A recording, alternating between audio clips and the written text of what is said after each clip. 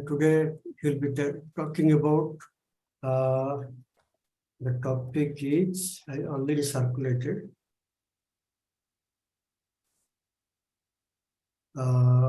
Minorities.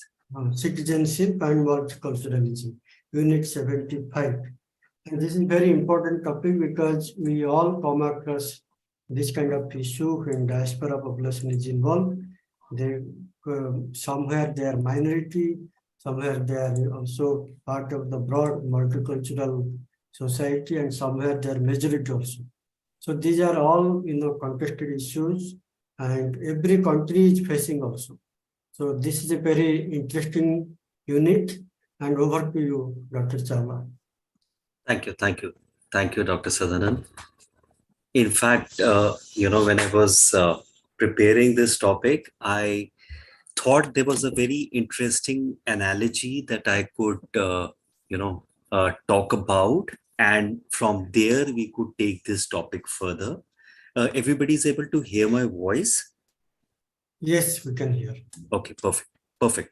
So let's look at a very predominant prevailing practice in India, possibly in the subcontinent, of a household with a daughter and a son. And when the daughter gets married, after marriage, she's supposed to go and stay with the husband's family. So now the interesting part here is, if we were to consider, let's not look at the nation, which is a larger entity. Let's look at a very small entity of a family. The daughter gets married into the husband's family. Now, does she immediately get accepted as the husband's family, or it's her child which gets born in the husband's family which gets accepted in the fine? Is she a part of the husband's family, and the very fact that if she is a part of the husband's family, does she stop being the part of the family from which she comes from? How does this negotiation happen? If we were to look at this, and then look at the fact that when a girl goes from a particular family into the husband's family, she is in terms a minority in that particular family. What is her rights? And assuming the fact that if there are two families, even if they are from identical religion or caste or various, there would definitely be a difference in some cultures, which could be as small as in terms of the food habits. Now, let's extrapolate and see when people move from one country to another during multiple scenarios, what typically happens. And then we'll be able to relate in terms of what is a minority, how does a diaspora come about, how does citizenship come about, what are citizenship rights, what is multiculturalism. If we all reduce it to a simple thing of a girl getting married and moving into a new house, we are able to understand it that much better. So let's come to the presentation. And as we go along, we will see how the girl moving also, then we can extrapolate and see how the complications come when citizens move, or when people move, or when migration happens. So I'll stop the video and I'll put the presentation on. Hang on. Share screen. That is it. Okay. Yes, we can see. Okay, wonderful. So we are talking about Unit 76. As a close option. Ranjit, in case you are comfortable without video, you can switch off also. Sometimes, okay, yes. Perfect. So my chat is on. In case you want to, in between say something, you can put it on a chat. You can stop me at any moment of time. So we're talking about minority, citizenship, and multiculturalism. Minority, as Dr. Sadhana was talking about is a spatial and time factor. All of us can become a minority based on space and time. This is the objective of this unit, to understand key items like minority, citizenship, and multiculturalism, role of migration, diaspora, community formation, need and role of citizenship, the concept of dual nationality, citizenship, and dual citizenship, relationship between multiculturalism, diaspora, and multiculturalism as a sustainable human cohabitation. If you remember from our unit 75, when we talked about diaspora formation, we realized that human history is all about movement. In fact, when the first modern humans came about, they moved from Africa into and inhabited all parts of the world. So migration was a basic, part of our DNA. And now we are trying to reconcile between stationarism and movement. So the citizenship and diaspora is almost a conflict between being stationed at a place and continue to be moving. Basic facts. Individuals or groups of people, when they migrate from one place to another, they form. So when the girl gets married and goes into her husband's house, who does she talk to? And in case there is another girl in the neighborhood house who happens to be from her village, from her city, or from her local area, she would be more comfortable with that person than the husband's house, assuming the fact that it's an arranged marriage. She does not know the family, and this is the first time she's coming into a new household. They tend to segregate, differentiate themselves from the rest of the people or majority groups, leading to both geographical and psychological difference. Obviously, there's this girl who has come into a new house.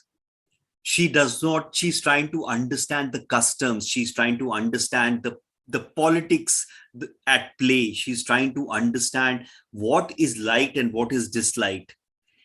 And more often than not, for a community feeling of security, the people who migrate tend to remain together. And today, for all of us, we are all, moving based on a job, based on, various reasons, a feeling of security, safety, intra-community bonhomie. And when such groups live longer in a period of time, they tend to form a diasporic group.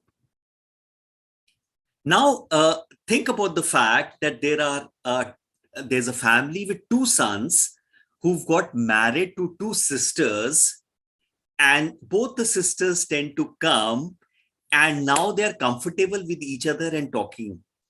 Now this husband's family, what is the state? How do they perceive it? Similarly, when a minority group goes in a host, challenge to the host country's government, as they're considered an outsider.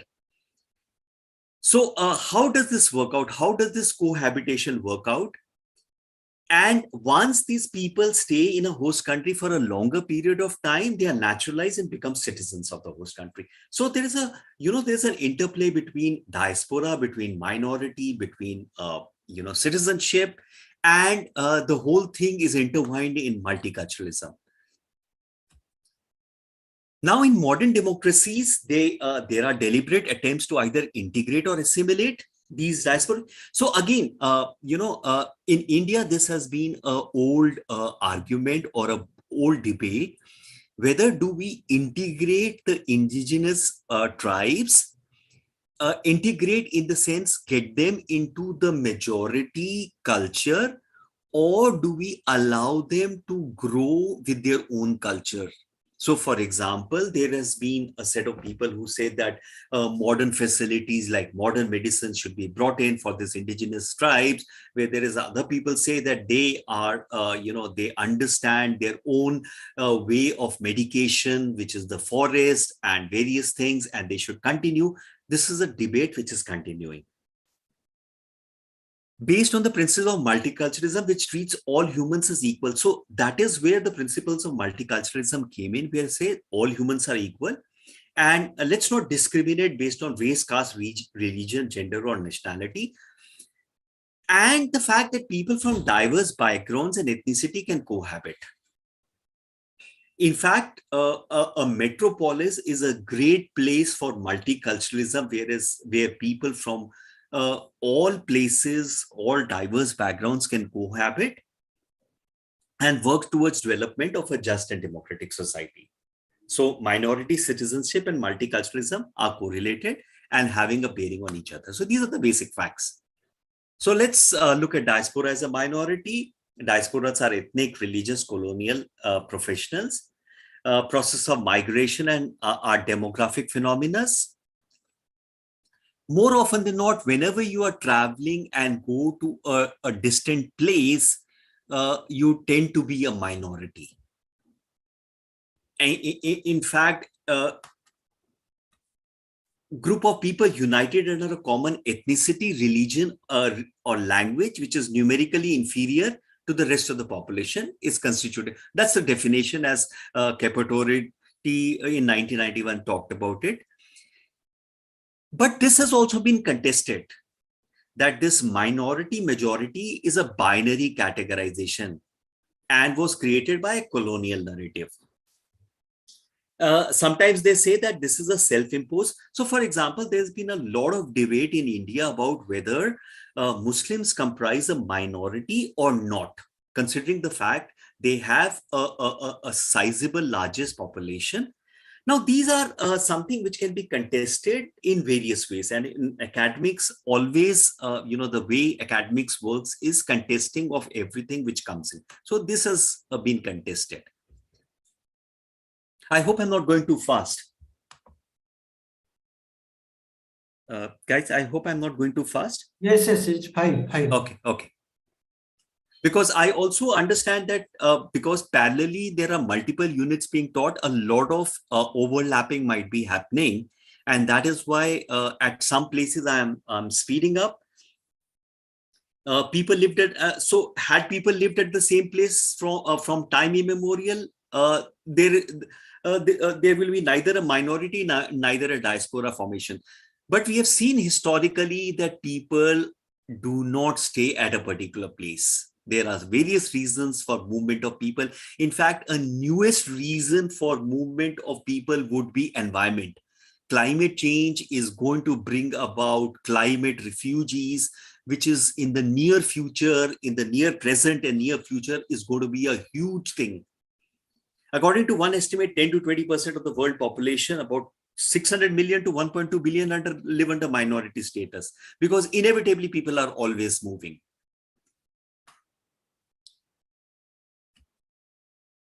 And the safety and security of minority groups rests on the principles of protection of existence and non-exclusion. Now, one needs to understand the fact that are these minorities supposed to be protected? Is there a safety or security of the minority? Or is always the majority supposed to be heavy on the minorities? But again, as we were talking about, minority depends on space and time. A majority today can become a minority based on movement or migration.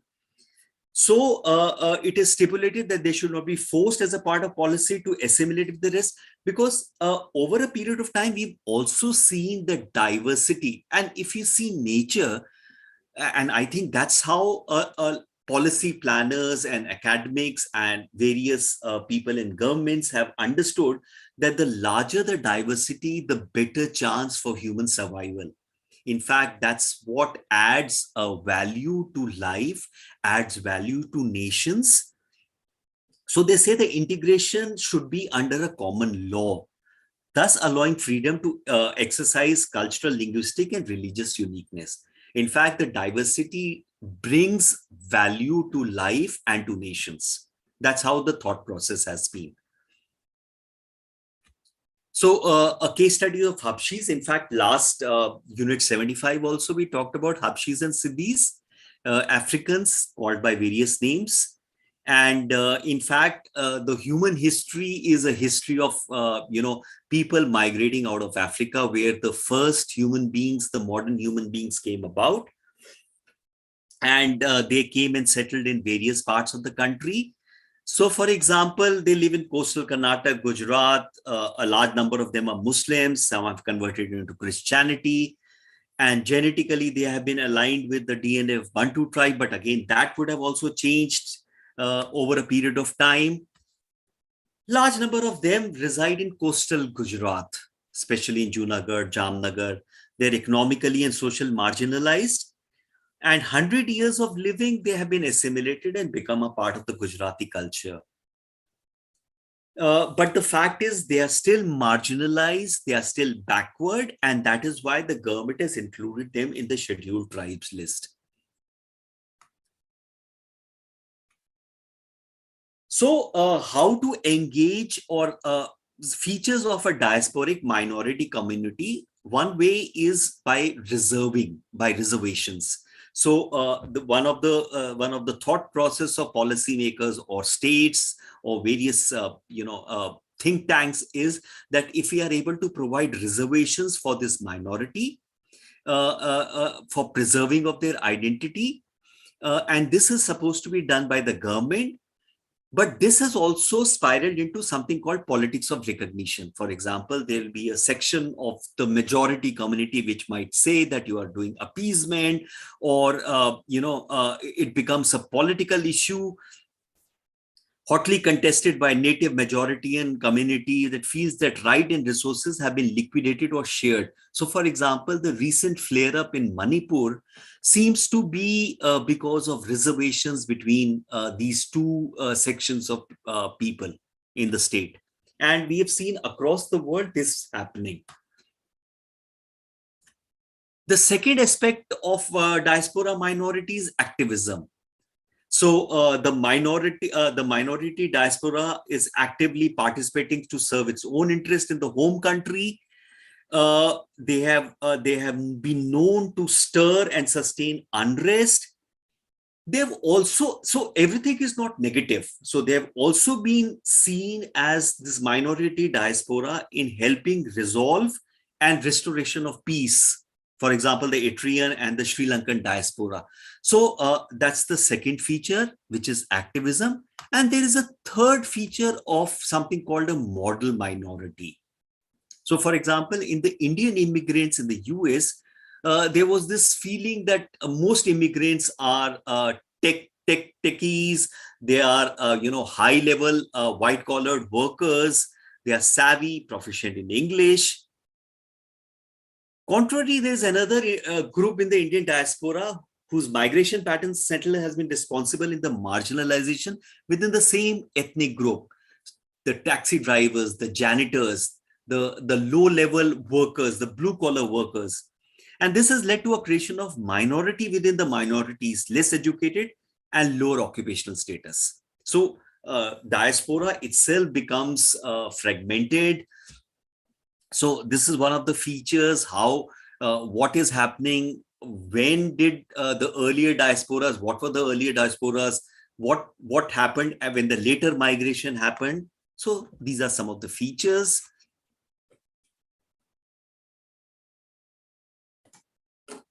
Migration in minority diaspora formation. Migration is obviously a predominant factor.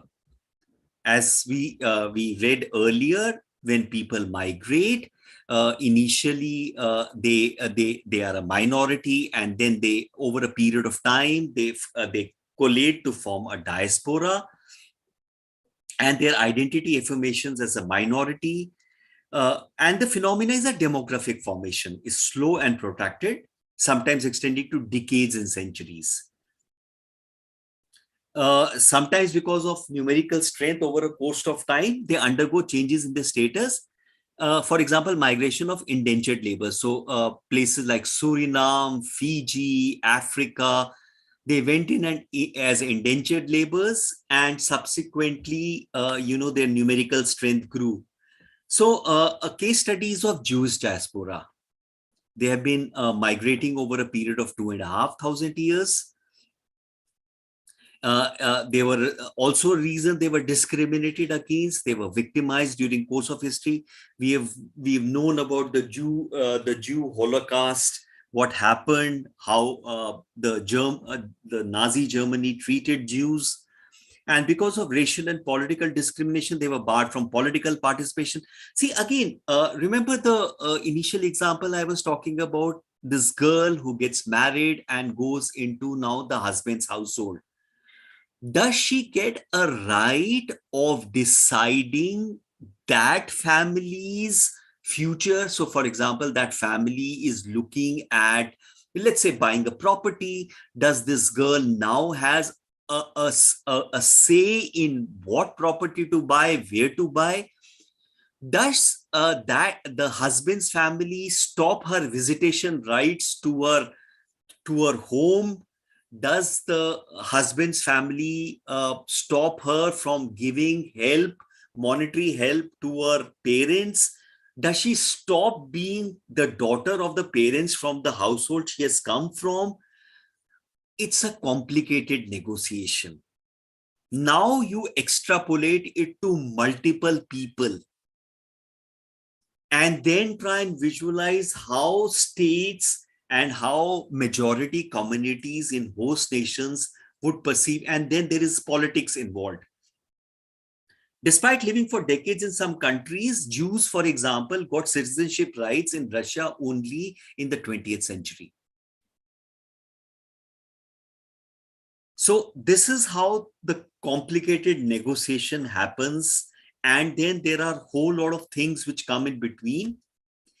And one of the factors which comes in between is citizenship. Citizen, in the rudimentary form, citizenry is quite akin to a tribal community where affinity and loyalty forms the crux. A member of the tribal community is expected to perform certain services. For the betterment of the community, they're expected to respect. In the modern form, these symbols of affinity can be seen as artifacts of national anthem, flag, and other national. So more often than not, it's like in a tribal community or in a nation, you feel that a person which is either they are my own or they are others. Coming back to the marriage analogy, does the husband's household perceive the girl who has joined that family as their own? Or is she still an outsider? Because she's not a blood relation, she's not born out there, but she has come from outside. So that's how a citizenship works, and how this tribal community, how this extended or how this coalesced into, citizenship. The Greco-Roman civilization was extended to a larger geographical and demographic areas, and then written norms came in, a precursor to a present-day constitution. So today, when we say we are citizens of India, it is based on a written constitution which gives us this right of citizenships. And what are these rights? These are rights in terms of we have certain rights. We have a freedom of speech, we have a freedom of religion, we have a freedom of a culture. And they say that between citizens and non-citizens, citizens have a right. We have a right of electing our government. Non-citizens do not have that right. These are rights, privileges, and duties towards the territorial sovereignty. Basic principles of polity, especially during war and conquest and agitation. See, inevitably, also, the human history is a history of conflicts. So one had to figure out who is on their side and who is opposing, that side. So if you will look at the basic tribal community, who is from their tribe and who is not from their tribe. And these norms took the shape of conventions, practices, and laws which were codified. It was actually the French Revolution which strengthened the territorial nation state. So if we look at it, the nation state is a pretty relatively new concept. And the kind of citizenry is insider and outsider. Remember, the girl who gets married, goes into the husband's house, is she an insider or an outsider? A lot of families treat this girl as an outsider. a foreigner, a stranger, there is a trust factor. See, inevitably, the trust is the factor by which things work. The binary seems to exist even now in the forms of natives and immigrants and diaspora, with the latter being looked upon less favorably on some of the countries. And this is ironical because the whole human history has been a history of migration, has been a story of migration. And yet, in the 21st century, we are still grappling with this issue of us versus them. So citizen is territorialized and immobile, whereas migration and diaspora are mobile and deterritorialized. Migration thwarts homogenization, exclusion of social, cultural. Citizen binds people, mobility frees them. Quite contrast of purity, ethnicity, and loyalty. So again, these kind of debates have been happening from this story has been right from human history. It's the territorialized citizenship that's been responsible in different categories of we and otherness. So this fight between us and them is a story of human history. And very interesting things are happening now in the 21st century, especially after COVID. We'll see as we go along how things are changing. Now the state, especially liberal democracies on its part, are expected to provide security and inalienable rights to its citizens, which includes freedom of religion, livelihood, contributory rights because citizens have to contribute to the welfare of the state. Citizenship is also known to alienate and assimilate. Now, citizenship can be also used two ways. It can be used to assimilate and also to alienate, ostracize and equalize. So citizenship also in the modern times is used both as an inclusive and an exclusive disposition. And so, for example, let's look at Tibetans. So there are two refugees. When we look at the course material, there are example of two refugees, the Tibetan refugees and the Rohingya refugees. Whereas the Tibetans are, the Indian state have looked at the Tibetan refugees as an inclusive concept. The Rohingya refugees, they have looked as an exclusive concept. Inclusive, exclusive. So let's look at the Tibetan arrived in 59.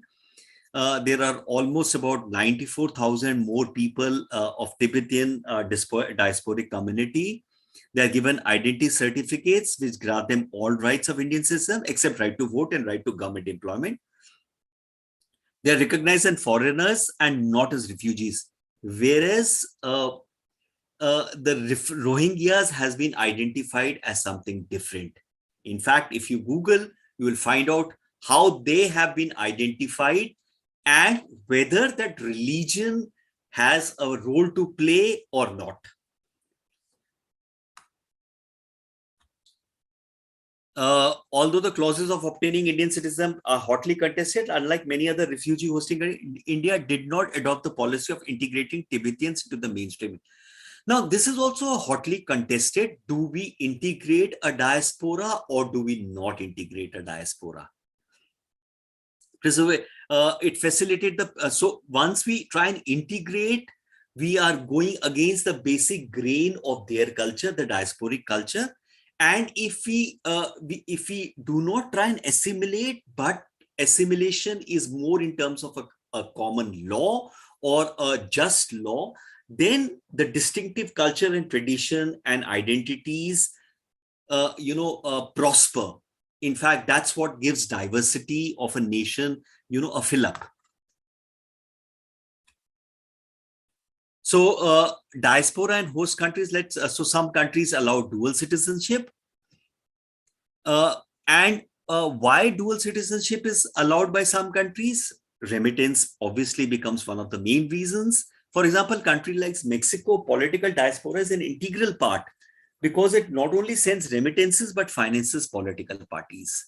So if you see lately, the Indian state has been engaging extremely strongly with the diasporic community. So the Indian Prime Minister goes to Australia, he meets with the diasporic community, he goes to US, he meets with the diasporic community. A lot of messaging is going to the diasporic community because obviously the diasporic community plays a huge role in the home nation.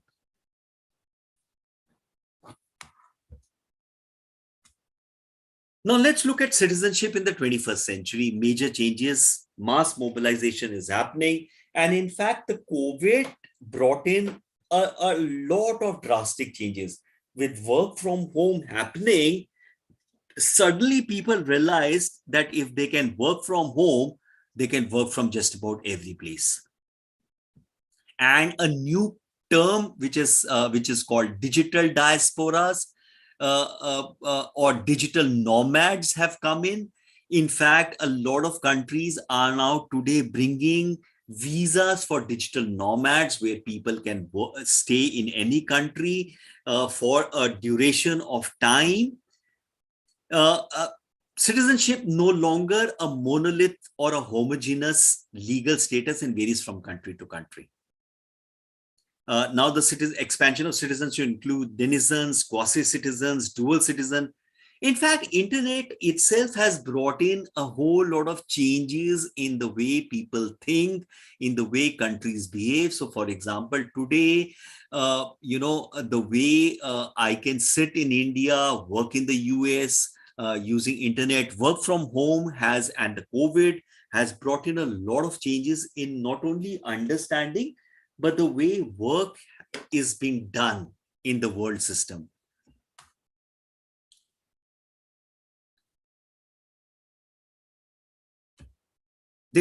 And then there is something called breach diaspora. So for example, dissolution of Soviet Union, there were people who were left outside the borders of the titular states.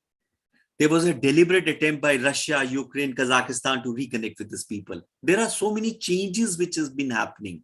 So there is this new concept called breach diasporas. In fact, Kazakh, as a measure of policy, attempted to exhort its diaspora to return to balance diasporic disadvantage. And strangely, once the balance was achieved, the Kazakh as a country turned lukewarm towards its diasporas. And also all these examples showed that just as diasporas use home country for vested interest, likewise the home country uses them for their own advantages.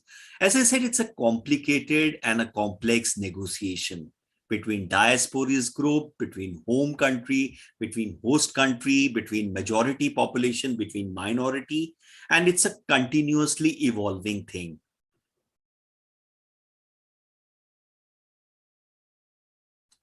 So let's look at some of the forms and types of citizenships. So there are basically 6 categories based on the rights. These are what is called the Latin terms: jus sanguinis, jus solis, matrimony, naturalization, excluded categories, transnational citizenship. So let's quickly go through each one. Sanguinis is right of blood. Individuals are giving citizenship based on the relation of blood. The girl who gets married and goes into the husband's household obviously is not blood related. So countries like China, India, South Korea, example, which gives citizenship based on history of belonging. The opposite to this is jus soli, right of soil. Individual obtains citizenship based on being born within a particular territory. US, Canada, Germany, Israel are some of the countries offering such kind of citizenship to people born in their territory. Then the third is matrimony, forms of citizen by virtue of matrimonial alliance. While some countries follow their own citizenry law, they also grant citizenship to individuals who may marry. Now, it could be countries could follow multiple scenarios where marriage also or solely being born out there could be 2 ways of getting citizenship. And as we had already seen, when people stay for a longish period of time and diaspora formation happens, they do it out, they get citizenship out of naturalization, natural course of time, based on either long time residency or matrimonial rights. His most recent origin, transnational movements of people crossing borders for work, business, and other reasons. Most countries provide naturalized citizenship based on either residency or just matrimony. So this is the fifth form. And of course, there are the excluded categories. Citizenship formed on inclusion. Citizenship, if it is formed on inclusion, also can mean exclude of group of people who are deliberately deprived of political rights. For example, the Sri Lankan problem started when the Tamils were being deprived of their rights. Tamils have been part of Sri Lanka since, I think, when they traveled as indentured laborers or whatever over a course of history. There was this law which came in which tried to deprive all the Rohingya Muslims who have been deprived of rights in Myanmar, which led to that army which was formed, and subsequently things which came in about. This has been a case with indentured laborers. Countries exercise this form of citizenry to exclude working immigrants despite having worked. For example, Gulf region, even if you've been working for a long time, can you get a citizenship of the Gulf region? If you have been staying for a long time? So a lot of countries do this citizenship as a form of exclusion.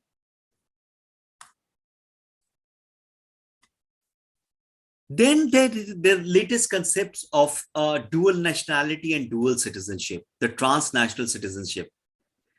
Because now mobility has become common feature in 21st century, some countries also emerge the need to respect their political rights both in home and host country. So there is this thought process which is happening that even if, let's take the earlier example, even if the girl has got married and has traveled to the husband's house, does she stop being the daughter of the family?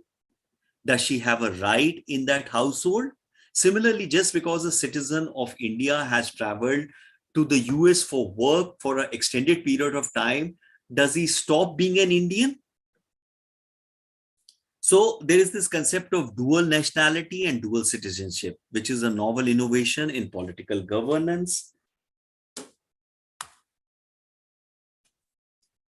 Dual nationality extends certain rights and privileges to diaspora, unlimited visits, right to own property, carry on business, but debars from political rights to contest or to vote.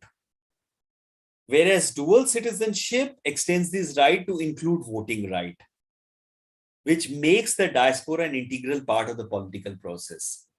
And in fact, the way the world is moving, I guess more and more countries very shortly will look at the fact, and especially with internet being there, again, it's going to be a political process of negotiation, but it makes so much sense, to have, a dual citizenship. But again, it depends on how the countries negotiate, how the political process happens. In fact, there is a new setup which is happening in terms of the EU, where you are a part of EU, at the same time you are a part of your individual nation, which is a part of EU. So we'll see that also. So for example, there are 64 countries which offer dual citizenship. Some countries offer citizenship based on descent. There are categories where dual citizenship is not allowed. India offers dual nationality through something called the Overseas Citizen of OCI scheme, which was enacted as a law in 2003. There was this talk about OCI being allowed to take part in the political process. There was this talk, how this proceeds. Let's look at it. Say, for example, in Indian diaspora, there were 3 categories. It started off with persons of Indian origin, PIOs, part of the old Indian diaspora, Fiji, Mauritius, Suriname, where all the indentured labor went. The second was the NRIs. Post-independence, continues to be a citizen, hold Indian passport, enjoy political rights to vote in Indian election. And the third was the OCI. In fact, as a part of the OCI scheme, now all categories have been merged with OCI. So obviously, as I said, there was this talk of getting them to take part in the political process also. And in fact, all these changes in citizenship is happening because of economic liberalization, globalization, the internet. The internet is leading to changes which are, in fact, a lot of changes have happened which were unimaginable some years back. To accommodate multiple identities with political rights at more than one place of residence, to provide non-territorial, extraterritorial citizenship to people who allegiance to multiple sites. And that's what happened. The girl who's moved to her husband's house owes allegiance to her husband's household, but at the same time, she owes allegiance to her parents. She does not disappear. She does not stop being the daughter of her parents. And I think that's the kind of extrapolation which the countries are now doing, home and host countries, citizen rights to people who are living beyond the territory. The transnational citizenship. Premise, as Bubok said, that the rights and obligation of citizens change when an individual leaves the territory of citizenship, but they do not disappear. The girl who has got married and moved to her husband's house does not disappear, does not stop being the daughter of her parents. So how can you say that she does not belong to this household? Similarly, if an Indian has gone and settled in France, he doesn't stop being an Indian. He carries the same culture. So that is the kind of thought process in terms of transnational citizenship. Diaspora continues to identify with the country of origin, socially and politically. Transnationalism and find acceptance in the tenets of global supranational organization. So EU is a supranational organization. A person can be a citizen of EU as well as a country of belonging. And there is no conflict. The new configuration based on state, citizen, and supranational bodies has resulted into reconstruction of new order of affairs. And this will only continue and expand because movement is going to happen. As I said, today, COVID and internet has brought in something called a digital nomad. There are as many as 30 million digital nomads supposedly moving about. Now, what happens when their population crosses a threshold? The countries would have to move to account for all these transnational people. States continue to territorial boundary. Okay, so let's look at the last concept of multiculturalism. Form of plural society is one which is a medley of people. They mix, but they do not combine. Group holds its own religion, its own culture, language. Anytime any person comes and says, my culture is better than yours, on what basis would that statement be made? In fact, as we know, the diversity factor, in fact, the whole world is talking about diversity. The diversity factor adds to in fact, the productivity and the development of a country, organization, etc., etc. There's a plural society with different sections of the community living side by side, but separately within the same political units. So that's one of the definitions of multiculturalism. We normally say multiculturalism is like the garam masala, what we do in Indian cuisine. The garam masala always provides that extra zing in the taste. And so there are two analogies in terms of assimilation of minority in a multicultural society. One analogy is the melting pot. And the second is a salad bowl analogy. And the melting pot is when everything, melts together and makes one identity. It has its advantages, it has its disadvantages, but the second analogy is a salad bowl, where in a salad bowl, each particular part of the salad looks separately, tastes separately, and provides a much more aesthetic look to the whole dish. Whereas some recent scholars have opposed both the models of assimilation on the grounds that they are forced and artificial attempts of homogenized diverse society in a well-defined mood. So both melting pot and salad bowl are more in terms of a forced analogy. So as scholars are saying, there could be multiple other ones rather than these two analogies. Then there are how this assimilation happens. Do you allow the minorities to live together or to segregate them in different groups and mainstream them with the rest of the population? Now, if you allow them to live together, there is something called ghettoization, because inevitably, if you've seen, when we look at Indians in the US, they tend to group together, they tend to, intermarry, their functions are the same. Whereas if you are to segregate them among the majority population, they will feel insecure, they will feel traumatized because, we tend to collate, or we tend to be most comfortable with people or with cultures that we know. So this is again a debate which is a continuous debate. So initially, when nations and states became postulating multiculturalism, political establishment perceived as a serious threat to its sovereignty. The girl who has got married and come to the husband's house, when she decides to put her opinion onto, let's say, important affairs like buying a property, now it's a serious challenge to that family, because he's an outsider or a perceived outsider. Similarly, when this diaspora starts, putting in their point of view, it becomes a serious threat. When people of various races, ethnicity, religion, ideological inhabiting a common, the site soon becomes the site of contesting spaces. What typically happens is in Manipur is a contest. It's a site of contesting spaces. Who gets the benefit? Who gets the reservation? Does the reservation work? Why do we need a reservation? Who is cutting into whose part? So all these debates come into the picture. There's a lot of politics which comes into being.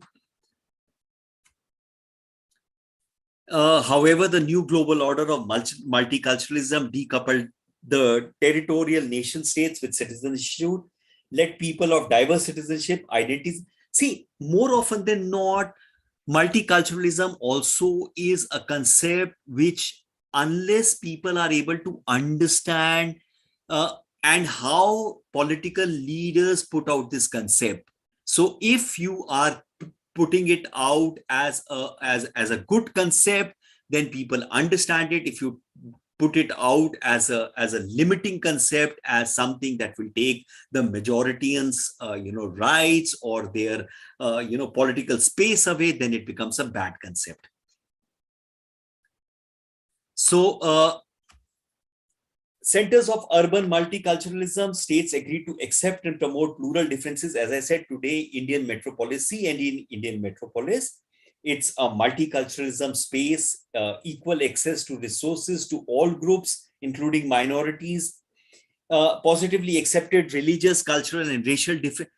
One needs to understand that all human beings are different. In fact, there are different communities, and more often than not, once people understand that there are differences between each person, and the fact is that those differences actually add value rather than subtract value, everybody will be at peace. But more often than not, the contest happens because there is a political battle going on between us versus them. And if you are able to give, if you are able to assimilate with in terms of common laws or just laws, then this begins to refute racism, ethnocentric domination of majority in demography. Celebrate the differences which results from race, culture, religion, gender, and sexuality. And let me then, of course, there is a critique who oppose multiculturalism on the grounds that it prevents development of pan-ethnic. So does a school have a common uniform? So what does a common uniform do? It does get a ethnic consciousness of the students of a particular school wearing a similar uniform to have a common identity. So similarly, a country, which has multiculturalism, you cannot develop a pan-ethnic consciousness and essentializes an identity, fails to recognize. But there is this mobility which is happening that differentiates between individual preferences at the cost of scripted group identity. So there is a group of people who say that we need to have a common identity, one common religion, one common way in which we understand things. And that sometimes becomes a forced things, whereas the multiculturalism talks about every identity being equal and every community and every culture being equal. So there is this battle in the political space. Another critique of multicultural practices tries to control and manage cultural and racial differences, obscuring the issue of power. Now, so there is this debate in terms of whether a uniculture or a monoculture is better or a multiculture is better. We have seen historically that human history or the story of human history is a story of migration. Every community tends to develop unique cultures. However, in a political space, there is this fight between multiculturalism and monoculturalism. It is more of a political, debate. This debate again is a story of human history, and this shall continue. Okay. Let's conclude summing up. So diaspora formation and their minority status, features of diasporic minority community and the states. How does the state engage with the minority community? Does it assimilate or does it allow the diasporic community to grow at its own steam? We have looked at citizenship and its type. We have looked at the fact that in how based on transnationalism, there is dual nationality and citizenship. We are looking at integration and assimilation of diasporas in multiculturalism. And we have looked at multiculturalism and transnational spaces. So this is all we have looked at in this unit. And some of the references that you could look at, Benedict Anderson. We can look at Appadurai. Appadurai has written a lot about, diasporas, modernity at large, disjunction and differences in global culture. We've looked at Angela Davis, and we could look at N.T. Sharma, Hip Hop Desis, the Altman and Scobb, The Invisible Immigrants, and Watson, Multiculturalism. Any questions?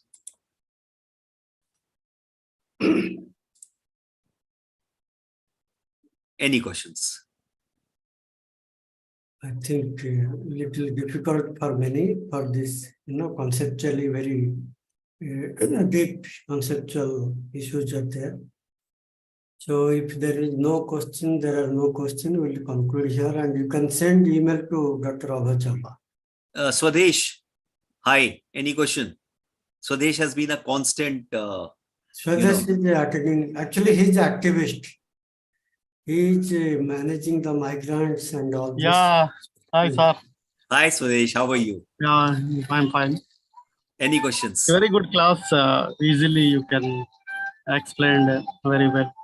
In fact, I thought that marriage analogy worked extremely, at least I thought the marriage analogy works very well in understanding the minority status in terms of citizenship, in terms of us versus them, in terms of multiculturalism. Yes. The three categories are NRI, OCI. We are get very good idea. PIO. Yeah. But they are all Thank you. merged now into the OCI. Yes, yes. Nirmal, Kangad, any questions? One important area these days happening, many countries, if you see, they're against multiculturalism. They're against multiculturalism. Swadesh, just mute your mic, please. Okay. Many countries are against multiculturalism. You can see elections are fought against, creating a bad picture of migrants across, Europe, America, and I think many countries are having some kinds of issue with migrants. I don't know how will be the future, but currently migrants are in a very dangerous situation. Sada, the same thing is there in terms of debate of, people are moving at the same time, the local people feel threatened. Then there is this political, messaging, how the political messages is happening about whether the migrants are good or bad. And then the highlighting of certain things about the migrants, of their culture and our culture. So obviously I think this story will continue. Yes, the irony is every human being is a migrant, Is a migrant, absolutely. If you take even the biggest, threat of the country who are against the migration anywhere, they themselves were migrant 2-3 generations back, Correct. America is the biggest story of migration. So the whites in USA, they came to 4 to 5 generations. Absolutely. So they, they're against now black, they're against the new migrants. Absolutely. So this is what happening. And we have actually K. Ranjit here, is also part of this program. He's DIG of SSB, Sashastra Sima Bal. Okay. And he'll be interested in more on border security and migration. So, K. Ranjit, you have anything to ask?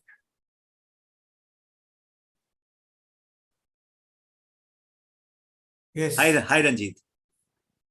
I'm very happy. Many of them, from security and military, they're interested in this subject. No, very interesting because, again, the more perspectives we have, the more our understanding grows. Not only that, they will be handling actually the most critical part. Within border, within the country, anything crisis happen, not police, actually the people in the army, they handle the, when the crisis goes out of hand, they handle. Correct. Yes, Ranjit, any questions?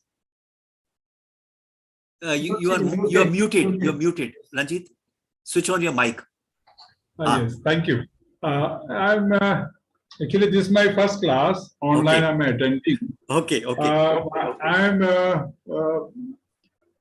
grateful that whatever this theoretical concepts, you are able to connect with what are the latest developments taking place, especially in Manipur and all. So naming the tribes and Mithai and whatever the cookies. Yes, there's you are able to relate the theory, whatever we are studying, to whatever the latest incidents or trends we are seeing. I am grateful for that. This is more like migration. We can see an example. We had a lot of people from Nepal migrating to India, looking at, and they are traveling as far as they are working in maybe Bangalore, even Kerala, my hometown also. Find people from it. There's a very disturbing trend that recently now we are seeing that these people who have migrated maybe India long back, now they are engaged in criminal activities also. And we are getting a lot of messages that we have to look out, notice and all, that they have committed some crime and all. So this is also very disturbing. So this is one reason why I joined this course. We can try to understand why they are now, because people from Nepal, they were Indian Army, we have Gurkhas and all. Correct. There's Correct. so many generations, but this is a very disturbing trend. Maybe society has changed over time. There are so many changes. That's why their behavior has also changed. Maybe they have got more. They've got a lot of aspiration. They want to. Indian society has changed. So, likewise, the Nepal societies also. They are also saying why. They are also not wrong. They also, everybody wants to make a quick money. Like India, everybody's like making by using different means. So maybe due to interaction of this Indian and this Nepali culture, we are seeing recent trends in this. So Ranjit, one of the factors could be. When you are saying that they have been there for a very long time, they don't consider themselves to be Nepalis. They are actually considering themselves an Indian. And it's like, when the child considers himself as grown up to be a part of the family, he takes liberties. Now that liberty could be a good liberty or a bad liberty. So it's like, when we have a law and order or a crime thing, we won't say that an Indian is doing a crime. We will take it as a crime. But when a migrant, we still in our mind somewhere look at that person as a migrant, whereas that person is looking himself or herself as a local. So it's like the child growing up. So when the child is growing up, he will take those liberties with the parents. He has used the 4-letter word. Now, has he become deviant? No. I think how we perceive. So that could also be a way things happen. And then, then how the narration goes off. It's a complicated negotiation, as I said. Yes. Thank you, Mr. Abhay. Thank you for sharing your perspective. You are able to do whatever is taking problems we are facing on the ground. You are able to connect through your. Understand. Thank you. Okay. Yes, Sada. No, I just thought this is an upcoming area across the globe, securitization of migration. And these concepts are very much useful in that context. And K. Ranjit has already mentioned how things are changing, perception changing, aspiration changing. I think also the kind of, any crime happened, how you perceive them. So same crime happened, done by a migrant, we perceive differently. Correct. We perceive different ethnic community. They do same, crime, we perceive differently. That is what happening. In America, it is easy to blame Indians, Chinese, than the white man. In India, same thing happening with particular ethnic group. True. So Nepalese also, maybe that kind of way. True. Otherwise, I think crime is increasing in every society because of aspiration and all. True. So also the crime is becoming transnational.